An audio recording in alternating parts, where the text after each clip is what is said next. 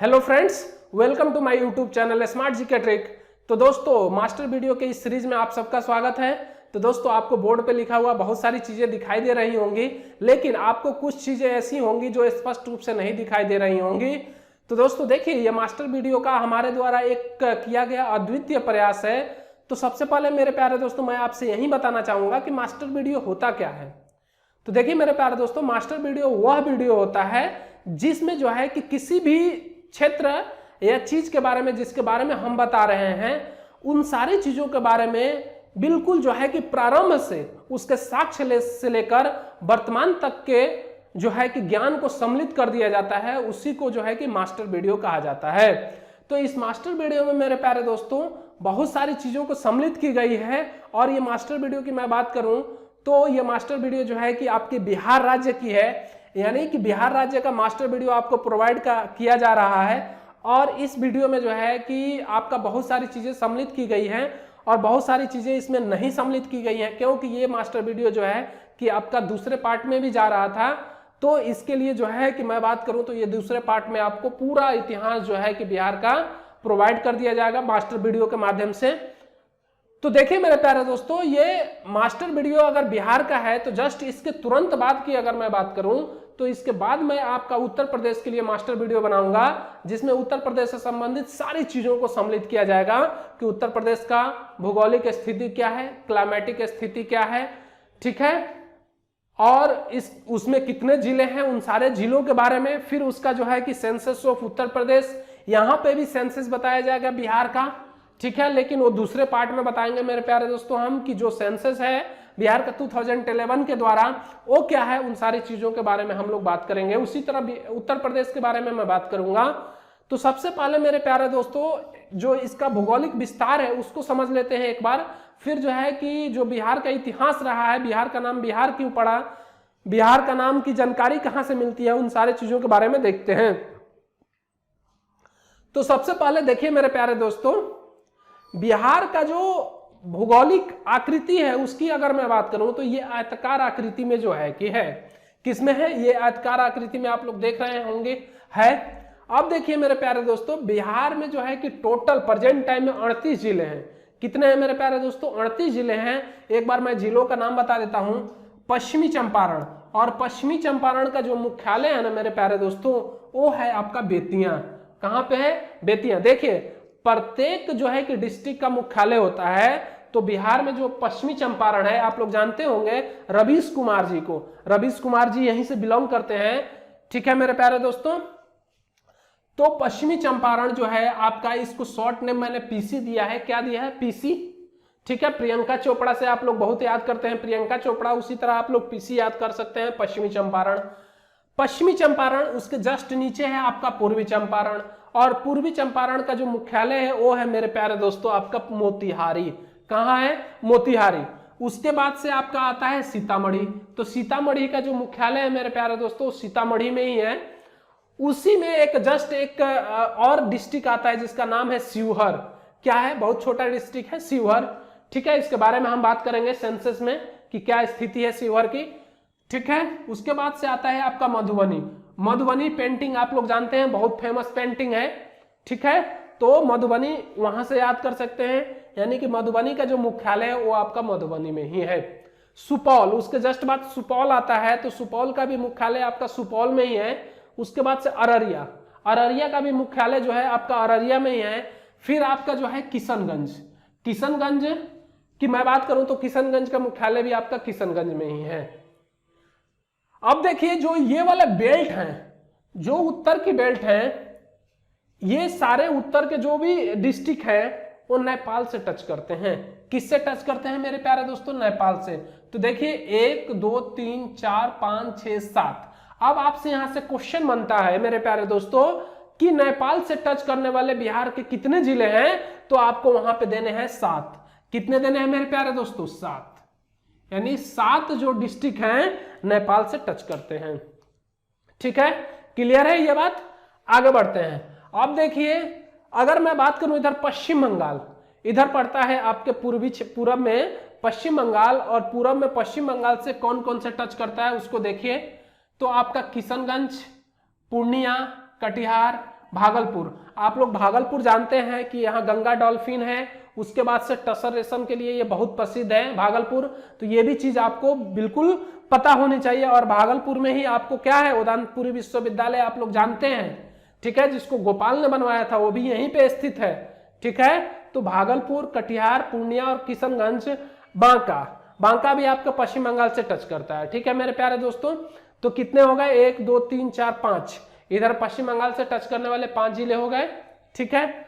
अब देखिए मेरे प्यारे दोस्तों, अब मैं बात करूं आपसे कि इधर नीचे वाले बेल्ट की अगर मैं बात करूं, क्या दक्षिण बिहार की अगर मैं बात करूं, तो दक्षिण बिहार के नीचे वाले बेल्ट में मेरे प्यारे दोस्तों झारखंड से टच करती है ये सीमाएं। और इधर नीचे जो है आपकी अगर मैं बात करूं तो बहुत सारे पहाड़ियां पाई जाती हैं, जैसे आपका कैमूर की पहाड़ियां हैं, उन सारे चीजों की मैं बात करूंगा, तो वो अगले लेक्चर में मैं बात करूंगा। तो अभी देखिए झारखंड से टच करने वाले जिले भभुआ है आपका, रोहतास है, औरंगाबाद है, गया है, नवादा है, जमुई है, ठीक है मेरे प्यारे दोस्तों। तो किसी को कोई डाउट नहीं होना चाहिए। तो ये झारखंड से टच करने वाले जिले हैं। अब देखिए पश्चिम में आइए, तो पश्चिम में आपका जो है कि बिहार का हिस्सा जो है उत्तर प्रदेश से टच करता है। तो ये भी मालूम होना चाहिए, उत्तर प्रदेश से टच करने वाला अगर मैं बात करूं तो गोपालगंज, सिवान, सारण, भोजपुर, बक्सर और पश्चिमी चंपारण, ये सारे जो है कि आपके टच करते हैं उत्तर प्रदेश से, ठीक है मेरे प्यारे दोस्तों। किसी को कोई डाउट नहीं होना चाहिए, ठीक है। यहां तक देखिए बीच में क्या है, बीच वाले क्षेत्र को देख लीजिए। इधर गोपालगंज के पास में मुजफ्फरपुर पड़ता है। आप लोग जानते हैं कि लीची अनुसंधान केंद्र कहां पे है, मुजफ्फरपुर में है, ठीक है, क्लियर है। लीची अनुसंधान केंद्र मुजफ्फरपुर में है। और आप लोग जानते हैं लीची मुजफ्फरपुर की बहुत फेमस है, ठीक है। और यहां से अगर मैं बात करूं तो मेरे प्यारे दोस्तों आप लोग जानते हैं कि 19 वर्ष की अवस्था में खुदीराम बोस को फांसी दे दिया गया। वो भी कहां से बिलोंग करते हैं, मुजफ्फरपुर से ही बिलोंग करते थे। उसके बाद से इधर सारण आता है, जिसको छपरा जिला बोलते हैं। जस्ट छपरा का जो आपका अगर मैं बात करूं कि इसका मुख्यालय कहाँ है, तो वो है आपका सारण। हाजीपुर का मुख्यालय वैशाली में है, बेगूसराय इसके जस्ट पास में है, जहानाबाद है, इधर नालंदा है और बीच में पटना पड़ता है, ठीक है मेरे प्यारे दोस्तों। फिर इसके नालंदा के बगल में आपका सोनपुर है, ठीक है, पटना के जस्ट नीचे। लखीसराय, मुंगेर आप लोग जानते हैं कि मुंगेर बहुत ही प्रसिद्ध है, ठीक है। इसको अपनी एक राजधानी बनाया था, कौन बनाया था, मीर कासिम ने अपनी कौन सी राजधानी बनाया था, ठीक है, ट्रांसफर कर लिया था मुंगेर में, ठीक है। तो ये बहुत इंपॉर्टेंट पॉइंट है।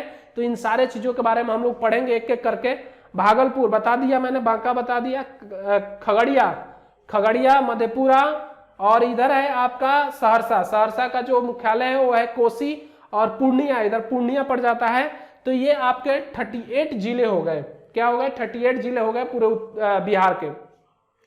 अब देखिए मेरे प्यारे दोस्तों, बिहार का नाम बिहार क्यों पड़ा, तो आप सभी जानते हैं, इतने दिनों से पढ़ते हुए आ रहे हैं कि बिहार का नाम जो है कि आपका इसलिए पड़ा कि बौद्ध मठों की अधिकता के कारण बिहार का नाम बिहार पड़ा, और बौद्ध विहार होने के कारण उसका नाम क्या पड़ गया, बिहार पड़ गया। ये बिल्कुल सही बात है, ठीक है। अब देखिए मेरे प्यारे दोस्तों, बौद्ध धर्म में एक मान्यता है, क्या है कि बिहार का मतलब क्या होता है मेरे प्यारे दोस्तों, रहने का स्थान। क्या होता है, रहने का स्थान। और चैत्य का मतलब होता है पूजा स्थल। क्या होता है मेरे प्यारे दोस्तों, पूजा स्थल। तो इस तरीके से आप लोग जो है कि बिहार का नाम बिहार इसलिए पड़ा कि बौद्ध मठों की अधिकता के कारण, और बौद्ध विहार के कारण जो है इसका नाम जो है आपका क्या पड़ गया, बिहार पड़ गया। अब देखिए मेरे प्यारे दोस्तों, बिहार का जो भौगोलिक क्षेत्र है इसकी जानकारी सबसे पहले कहाँ मिलती है, तो इसकी जानकारी मेरे प्यारे दोस्तों आपको मिलती है शतपथ ब्राह्मण में। किसमें मिलती है, शतपथ ब्राह्मण में। और शतपथ ब्राह्मण क्या है, आपका यजुर्वेद का एक ब्राह्मण है।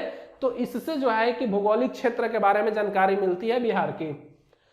अब देखिए मेरे प्यारे दोस्तों, बिहार का नाम जो बिहार पड़ा उसकी जानकारी सबसे पहले कहां से मिलती है, तो एक बुक आती है आप सबको पता होगी, तबकाते नासरी, जो 13वीं शताब्दी में लिखी गई है, मिन्हाज सिराज की बुक है।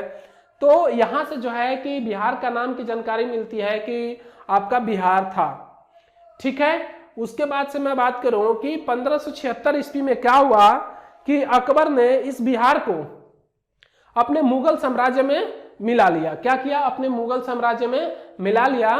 तत्पश्चात जो है कि बिहार आपका बंगाल का जो है कि हिस्सा बन गया। क्या बन गया, तत्पश्चात बिहार आपका बंगाल का हिस्सा बन गया। क्लियर है इतने पॉइंट? ठीक है। धीरे धीरे क्या हुआ मेरे प्यारे दोस्तों कि मुगलों का पतन होने लगा, और मुगलों का पतन होने लगा तो जो बिहार वाला क्षेत्र है, ये बिहार वाला क्षेत्र जो है आपके बंगाल के अधीन लगता है। तो बंगाल के जो नवाब थे ना मेरे प्यारे दोस्तों, आपका मैं बात करूं मिर्जाफर, मीर कासिम और सिराजुद्दौला, इनके अधीन चला गया। ठीक है। धीरे धीरे इनका जब पतन होने लगा मुगलों का, तो ये आपका बंगाल का पे आधिपत्य जो है मीर कासिम, मिर्जाफर और सिराजुद्दौला यानी कि बंगाल के नवाबों के हाथों में चला गया। ठीक है, क्लियर है। उसके बाद से देखिए मेरे प्यारे दोस्तों, अगर मैं बात करूं कि शाह आलम द्वितीय, आप लोग जानते हैं कि एक इलाहाबाद की ट्रीटी हुई थी 1765 ईस्वी में। ठीक है मेरे प्यारे दोस्तों, तो उस दौरान क्या हुआ कि बंगाल का जो दिल्ली का मुगल साम्राज्य का अंतिम जो आपका नवाब था यानी शासक था शाह आलम द्वितीय, उसने क्या किया कि बंगाल, बिहार और उड़ीसा की दीवानी अधिकार अंग्रेजों को दे दिया। किसको दे दिया मेरे प्यारे दोस्तों? अंग्रेजों को दे दिया और अंग्रेजों को सौंप दिया। तत्पश्चात क्या हुआ कि 1905 ईस्वी में बंगाल विभाजन का प्रस्ताव जो है कि लॉर्ड कर्जन के द्वारा लाया गया। ठीक है, तो 1905 ईस्वी में बंगाल विभाजन का प्रस्ताव जो है कि लॉर्ड कर्जन के द्वारा लाया गया।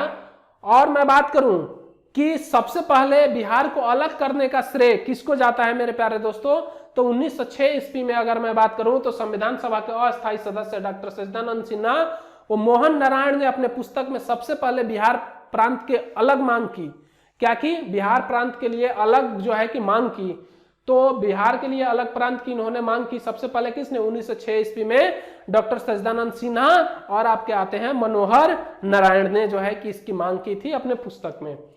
उसके बाद से देखिए मेरे प्यारे दोस्तों, 1908 ईस्वी में क्या हुआ कि बिहार मतलब पटना की अगर मैं बात करूं तो पटना में क्या हुआ, एक सभा का आयोजन हुआ जिसको आयुध बिहार का प्रादेशिक सम्मेलन कहा गया।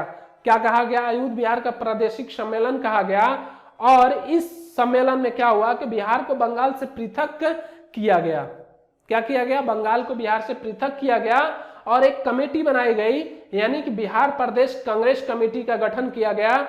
और इसके नवाब जो है कि सरफराज हुसैन की अध्यक्षता में, इस कमेटी के जो अध्यक्ष थे नवाब सरफराज हुसैन थे, और इनके अध्यक्षता में जो है कि बिहार की अगर मैं बात करूं, बिहार प्रदेश जो है प्रांत कांग्रेस का गठन किया गया, जिसके अध्यक्ष जो है कि सबसे पहले जो बने थे वो बने थे आपके हसन इमाम। क्या बने थे? हसन इमाम। बहुत ही इंपॉर्टेंट नाम है ये नाम आपको मालूम होना चाहिए, और ये नाम आपको मालूम होना चाहिए, और ये नाम मालूम होना चाहिए, क्योंकि बीपीसीएस अगर आप दे रहे हैं या बीएसएससी दे रहे हैं या बिहार दरोगा मेंस दे रहे हैं तो आपको जो है कि यहां से क्वेश्चन बनेगा ही बनेगा मेरे प्यारे दोस्तों। ठीक है, तो ये सारी चीजें आपको क्लियर होनी चाहिए। तो हसन इमाम इसके पहले अध्यक्ष बने, यानी कि किसान प्रदेश प्रांत कमेटी के जो अध्यक्ष बने थे पहले, वो हसन इमाम बने थे। अब देखिए मेरे प्यारे दोस्तों, क्या हुआ कि 12 दिसंबर 1911 ईस्वी को दिल्ली दरबार जो है कि बैठी। क्या हुआ? दिल्ली दरबार बैठी, और इस दिल्ली दरबार में क्या हुआ कि बंगाल विभाजन है उसको रद्द कर दिया गया। और रद्द किया गया बंगाल विभाजन को, क्या कर दिया गया? रद्द कर दिया गया। लेकिन बंगाल में बिहार और उड़ीसा की अगर मैं बात करूं, उड़ीसा को साथ मतलब एक साथ पृथक किया गया, यानी कि ये कहा गया कि जो बंगाल होगी हमारा वो स्वतंत्र होगा, लेकिन बिहार आपका उड़ीसा में ही सम्मिलित होगा। क्या होगा? सम्मिलित हो गया, यानी कि बिहार और उड़ीसा एक प्रांत होंगे और बंगाल आपका क्या होगा? एक प्रांत होगा। ठीक है, ये बात कही गई। कब कही गई? 12 दिसंबर 1911 ईस्वी को दिल्ली दरबार में। ठीक है, उसके बाद से क्या किया गया कि बात कही गई 22 मार्च 1912 ईस्वी को जो है कि बंगाल से बिहार और उड़ीसा को क्या कर दिया गया? पृथक कर दिया गया। चीजें इतनी क्लियर हैं कि 22 मार्च 1912 ईस्वी को क्या किया गया कि बंगाल से इसको अलग कर दिया गया। और इसी दिन अगर मैं बात करूं 22 मार्च को, तो बिहार अपना स्थापना दिवस मनाता है। क्या करता है? तो बहुत ही इंपॉर्टेंट है, क्वेश्चन आता है बिहार के किसी भी आप स्टेट लेवल का एग्जाम दे, सब में पूछता है कि 22 मार्च को क्या मनाया जाता है, तो आपका बिहार स्थापना दिवस मनाया जाता है। क्लियर है मेरे प्यारे दोस्तों? किसी को कोई डाउट नहीं होनी चाहिए। अब देखिए मेरे प्यारे दोस्तों कि अब क्या किया गया कि 2018 की अगर मैं बात करूं तो 2018 में बिहार सरकार ने जो है कि अपना 106वां जो है कि स्थापना दिवस मनाया। अभी 2020 चल रहा है तो कितना हो गया, 108वां जो है कि आपका हो जाएगा ये स्थापना दिवस किसका, बिहार का। ठीक है, 1936 ईस्वी में 1935 के जो सरकार अधिनियम है, भारत सरकार अधिनियम, उसके माध्यम से जो है 1936 ईस्वी में बिहार से उड़ीसा को भी अलग कर दिया गया। ठीक है, क्या किया गया, 1936 ईस्वी में बिहार को उड़ीसा से अलग कर दिया गया और बिहार और उड़ीसा को अलग अलग प्रांत बना दिया गया। लेकिन एक बात यहाँ पे निकल के आती है कि 1947 ईस्वी में दो जगह आता है जिसका नाम आता है सारखोवा और सरायकोला। ये दो ऐसे स्थान आते हैं मेरे प्यारे दोस्तों, जो पहले तो उड़ीसा को हस्तगत कर दिया गया, लेकिन बाद में क्या हुआ कि पुनः वो बिहार में मिला लिया गया। ठीक है, कोई दिक्कत यहां तक? तो ये दोनों नाम आपको याद होने चाहिए, सारखोवा और सरायकोला। ठीक है, अब देखिए मेरे प्यारे दोस्तों कि राज्य पुनर्गठन आयोग 1956 ईस्वी में जब बना तो इसके माध्यम से अगर मैं बात करूं तो पूर्णिया और पूर्विया को क्या किया गया कि बिहार में मिला दिया गया। पूर्णिया आप लोग देख रहे होंगे कहां पे, ये पूर्णिया है, ये बंगाल वाला क्षेत्र से सटा हुआ है, तो इसको बंगाल से काटकर कहां मिला दिया गया, बिहार में मिला दिया गया। 1956 के जो अधिनियम आया राज्य पुनर्गठन आयोग, उसमें। अब एक चीज यहां पे छूट गई थी मेरे प्यारे दोस्तों, उसको देख लीजिए, क्या कि आपका जो इसका विस्तार है, अक्षांशीय विस्तार की अगर मैं बात करूं तो देखिए अक्षांशीय विस्तार इसका 345 किलोमीटर का है, पश्चिम से लेकर पूरब तक। ठीक है, सॉरी, इसका अक्षांशीय विस्तार आपका उत्तर से लेकर 24 degree 20 second 24 degree 20 minute 10 second उत्तरी अक्षांश से लेकर 27 डिग्री 31 मिनट 15 सेकेंड तक उत्तरी अक्षांश तक ये स्थित है। इसका जो टोटल लंबाई है उत्तरी अक्षांश का अगर मैं बात करूं तो 483 किलोमीटर में ये फैला हुआ है। तो ये चीज आप लोगों को क्लियर होनी चाहिए। अब देखिए देशांतरीय विस्तार इसका क्या है कि 83 डिग्री 19 मिनट 50 सेकेंड से लेकर 88 डिग्री 17 मिनट 40 सेकेंड तक इसका देशांतरीय विस्तार है, जिसकी टोटल लंबाई 345 किलोमीटर है। ठीक है मेरे प्यारे दोस्तों, तो इधर से इधर तक इसकी लंबाई 345 और इधर से इधर तक 483 किलोमीटर है। क्लियर है चीजें? ठीक है, आगे बढ़े। अब देखिए कि बिहार एक प्रांत के रूप में कार्य करना प्रारंभ कब किया मेरे प्यारे दोस्तों, तो 1 अप्रैल 1912 ईस्वी को बिहार जो है कि एक प्रांत के रूप में कार्य करना प्रारंभ किया। ठीक है, क्लियर है? अब देखिए कि अगर मैं बात करूं कि बिहार की जो राजकीय भाषा है वो क्या है मेरे प्यारे दोस्तों, तो राजकीय भाषा हिंदी है। प्रथम राजकीय भाषा हिंदी है और द्वितीय इसकी राजकीय भाषा की मैं बात करूं तो उर्दू है। क्या है मेरे प्यारे दोस्तों, उर्दू है। क्लियर है इतनी? अब देखिए यहाँ पे बहुत सारी भाषाएं बोली जाती हैं। अगर मैं बात करूं जैसे कि आपका भोजपुरी हो गया, मैथिली हो गया आपका, और मैं बात करूं मगही हो गया, ये सारी भाषाएं यहाँ पे बोली जाती हैं। लेकिन दुर्भाग्य की बात ये है कि मेरे प्यारे दोस्तों अभी तक इसको दर्जा प्राप्त नहीं है। क्या है? दर्जा प्राप्त नहीं है। अब देखिए कि जो बिहार का जो राजकीय पक्षी है वो है मेरे प्यारे दोस्तों गौरैया। आप लोग जानते हैं गौरैया, जिसको हाउस स्पैरो बोला जाता है। ठीक है, तो उसको गौरैया। और पशु की मैं बात करूं तो इनका जो राजकीय पशु है बिहार का वो है बैल। और राजकीय पुष्प की मैं बात करूं तो मेरीगोल्ड, आप लोग जानते हैं गेंदा का जो पुष्प आता है वो आपका जो है कि राजकीय पशु जो राजकीय जो पुष्प है वो है। देखिए कितना प्यारा पुष्प है, आप लोग जानते हैं गेंदा को, तो देखिए बहुत ही अच्छा दिखता है। ठीक है, बिहार का राजकीय जो आपका महापर्व है उसकी अगर मैं बात करूं तो छठ पूजा का नाम आप लोग सुने होंगे, ये महापर्व है। देखिए बिहार का जो राजकीय वृक्ष है वो है आपका पीपल, और राजकीय चिन्ह जो है आपका बोधि वृक्ष। और बोधि वृक्ष को आप लोग जानते हैं मेरे प्यारे दोस्तों कि किसने जो है कि बोधि वृक्ष को नष्ट किया था, तो शशांक नाम आता है। बहुत ही जो है कि क्रूर शासक की मैं बात करूं, रूलर का, सेनापति का, तो बहुत ही क्रूर था जिसने जो है कि बोधि वृक्ष को नष्ट करवा दिया। ठीक है, अगर मछली की मैं बात करूं, इनका राजकीय मछली क्या है तो वो मांगूर है। ठीक है, अब देखिए इनकी आकृति मैं बता चुका हूं आपका। ठीक है, इसका क्षेत्रफल जो है आपका 94,163 वर्ग किलोमीटर स्क्वायर है। जिला टोटल 38 है। प्रमंडल टोटल जो है कि बिहार में 9 है। प्रमंडल आप लोग जानते होंगे, जैसे उत्तर प्रदेश में मंडल होता है, उत्तर प्रदेश में जो 18 मंडल हैं और बिहार में जो है कि उसको प्रमंडल बोला जाता है। तो यानी कि 9 जो है कि प्रमंडल हैं। ठीक है, अब देखिए लोकसभा सीटों की संख्या कितनी है मेरे प्यारे दोस्तों, तो 40 है। और आप लोग जानते हैं उत्तर प्रदेश में सर्वाधिक लोकसभा की सीटें हैं, 80 हैं। ठीक है, राज्यसभा में बिहार का जो सीटें हैं वो 16 है। तो यहां से एक क्वेश्चन बनता है कि संसद में बिहार के टोटल सीट कितने हैं, तो आपके 56 सीट हैं, क्योंकि 40 और 16 आपके 56 हो जाते हैं। तो क्वेश्चन थोड़ा सा घुमा देता है, बस उसको ध्यान देना है। अब राज्यसभा में यूपी में कितने सीट है, तो 31 है। लोकसभा में अगर मैं बात करूं कि जो शेड्यूल कास्ट की अगर मैं बात करूं, तो शेड्यूल कास्ट की जो सीट है वो रिजर्व है, आपकी 6 सीट रिजर्व है लोकसभा में। और विधानसभा में जो शेड्यूल कास्ट की जो सीट है वो है 40। और देखिए मेरे प्यारे दोस्तों, विधानसभा में जो टोटल सीट है वो 343 है। और उत्तर प्रदेश में आप लोग जानते हैं कि 403 सीटें हैं। अब देखिए कि विधान परिषद में जो है कि बिहार के विधान परिषद में 75 सीट हैं। क्लियर है इतनी बातें, किसी को यहां तक कोई डाउट नहीं होना चाहिए। ठीक है, अब देखिए मेरे प्यारे दोस्तों, अगर मैं बात करूं कि जो बिहार के लोकायुक्त हैं वो कौन है, तो श्याम किशोर नाम आता है आपका, श्याम किशोर शर्मा जी जो है कि आपके जो है कि बिहार के लोकायुक्त हैं। और BPSC Bihar public service commission के जो अध्यक्ष हैं वो कौन है मेरे प्यारे दोस्तों, तो शिशिर सिन्हा है, ये भी इंपॉर्टेंट हो जाता है। और महाधिवक्ता आपका ललित किशोर है, कौन है, महाधिवक्ता ललित किशोर है। प्रेजेंट टाइम में देखिए राज्यपाल को आपको देख लेना है कि राज्यपाल कौन है, तो Phagu Chauhan, it means that शायद फागू चौहान ही है, तो आपको देख लेने हैं। ठीक है, विधानसभा अध्यक्ष की मैं बात करूं तो विधानसभा अध्यक्ष हैं विजय चौहान, ये बहुत ही इंपॉर्टेंट नाम है, आपको जो है कि याद रखने हैं इनको। ठीक है, तो बहुत सारी चीजें देखिए मेरे प्यारे दोस्तों यहाँ पे आप लोगों को कवर हुई होंगी। और अगले वीडियो में मैं प्यारे दोस्तों मैं बताऊंगा आप लोगों के लिए, तो एक एक चीज के बारे में मैं बात करूंगा वहां पे। ठीक है, कि जो सेंसस है बिहार की वो बहुत ही इंपॉर्टेंट है, क्योंकि वहां से क्वेश्चन मिलता ही मिलता है। फिर नदियों के बारे में मैं जिक्र करूंगा कि बिहार के बीचों बीच से नदी जो निकलती है गंगा रिवर, ठीक है मेरे प्यारे दोस्तों, उसके ऊपरी वाले हिस्से और निचले वाले हिस्से, आप लोग उसके ऊपरी वाले हिस्से को क्या बोला जाता है, उत्तरी बिहार का मैदान, और निचले वाले हिस्से को क्या बोला जाता है, दक्षिणी बिहार का मैदान। और दक्षिण बिहार आपका सूखा क्षेत्र है।